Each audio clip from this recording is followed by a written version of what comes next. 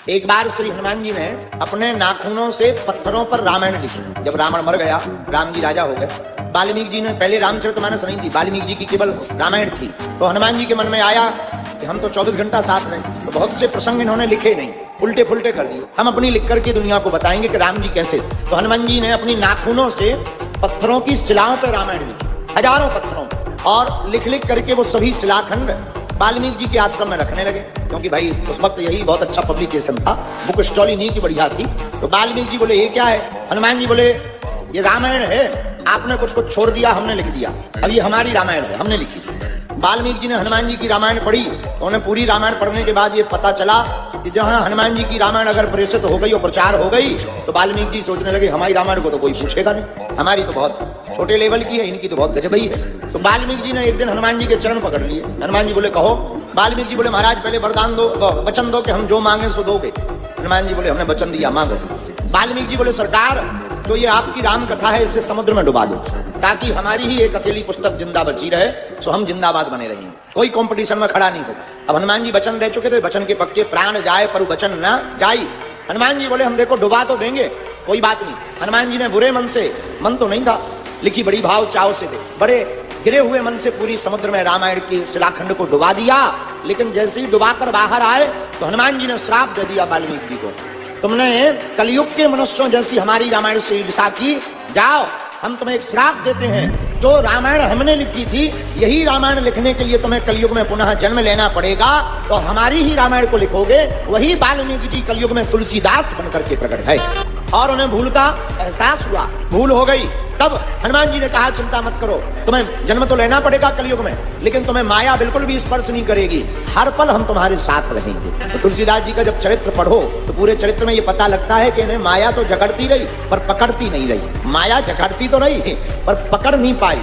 शादी हुई और शादी के बाद इतना प्रेम लुगाई से हुआ तुलसीदास जी का कि वो अपने मायके गई, इन्हें इतनी याद आई कि रात को ही अपनी गैया बच्चियां को बांधकर पत्नी के मिलने के चक्कर में शाम को ही ससुराल चल पड़े। सुबह लुगाई गई, शाम को जे पीछे से भयंकर बारिश का मौसम, पानी बरस रहा, नदियां उफान पर। तुलसीदास जी ने देखा नदी भयंकर आई हुई है, जाना असंभव है, पर मन बोला लुगाई से मिलना जरूरी है। देखो माया कितनी बलवान। फिर क्या, आई हुई नदी में ही गोता मार दिया, जो होगा देखा जाएगा, जय सिया राम। कूद गए नदी में, डूबने लगे। भगवान की माया, एक बहता हुआ मुर्दा जा रहा था, लकड़ी समझ करके तुलसीदास जी बैठे हैं मुर्दे पे, लकड़ी है मुर्दे पर बैठे। भयंकर पीप, फूला हुआ मुर्दा पानी में, शरीर पानी में डाला जाए तो फूल जाता है। भयंकर पीप, दुर्गंध, लेकिन पत्नी की इतनी याद कि दुर्गंध भी सुगंध लग रही। कितनी खतरनाक है ये माया। मुर्दे के ऊपर बैठकर तुलसीदास जी पार गए। अब पार गए ससुराल, दीनबंधु पाठक के घर पर रत्नावली नाम की कन्या से इनका विवाह हुआ था। ससुराल के मकान में पहुंचे, ऊंची अटारी, मकान बंद, दरवाजा कौन खुलवाएंगे? ससुर जी पूछेंगे क्यों आए हो? सुबह ही तो बेटी आई, शाम को तुम लेने आ गए, लड़ाई और हो जाएगी, तलाक हो जाएगा। अब पत्नी से मिलना है। पत्नी ने बता रखा था कि हम अपने घर में छत वाले ऊपर वाली अटारी के कमरे में रहते हैं। इन्हें ध्यान तो था ही, अब चढ़े कैसे ऊपर? रस्सी है नहीं है, ऊंचाई लंबी है। पृथ्वी पर खड़े होकर के देख रहे तुलसीदास, लंबे लंबे काले नांग लटकते हुए, समझ गए कि पत्नी को पता चल गया हम आ गए, सो रस्सी अब फेंक दी, सांप को ही पकड़ के चढ़ गए। देखो पत्नी को जगाया, पत्नी बोली महाराज इतनी रात को अंधेरे में क्या कर रहे हैं? पति बोला आपकी बहुत याद आई, याद के बिना हम रह नहीं पाए, आ गए। पत्नी को बड़ा पछतावा हुआ, आए कैसे? पूरी कहानी बताई। जब शरीर का हाल देखा, मुर्दे के खून को लथपथ देखा, मुर्दे के खून लगा, दुर्गंध आ रही। अरे राम राम राम राम, आपको दुर्गंध नहीं आ रही? तो तुलसीदास जी बोले हमें तो तुम्हारी याद की सुगंध आ रही। पत्नी बोली ऊपर कैसे चढ़े? अरे तुमने रस्सी लटका रखी थी। पत्नी बोली हम और रस्सी, वो भी तुम्हारे लिए।